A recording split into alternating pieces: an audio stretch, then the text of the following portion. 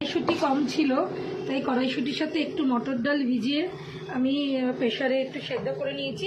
Actually কড়াইশুঁটি kachori বানাবো, কিন্তু মটরশুঁটি দিয়েটা কম ছিল বলে এর সাথে ডালটা মিশিয়েছি। মিক্সিং জারেতে কাঁচা লঙ্কা আর আদা দিয়েছি, দিয়ে এটাকে পেস্ট করে নেব। এবার একটা জায়গায় তেল দিয়ে আমি এটাকে ডাইরেক্ট ওর মধ্যে দিয়ে দেবো। তেলের মধ্যে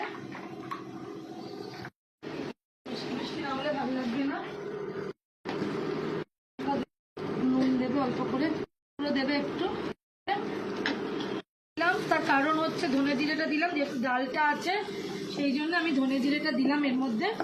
দিয়ে এটাকে আমি পুরো রেডি করে আমি রেখে দেবো। এটার মধ্যে আমি এটা দিয়ে আমি রাত্রিবেলা কিংবা কালকে যাই হোক পুর করবো। পুরটা একটু রেডি করে রেখে দিলাম। এবার দেখো এইভাবে মারতে হচ্ছে জলটা, যেটুকু গায়ে এর মধ্যে জল আছে। আর হিং দিতেই হয়, কিন্তু আমার কাছে হিংটা নেই, হিং ছাড়াই করব।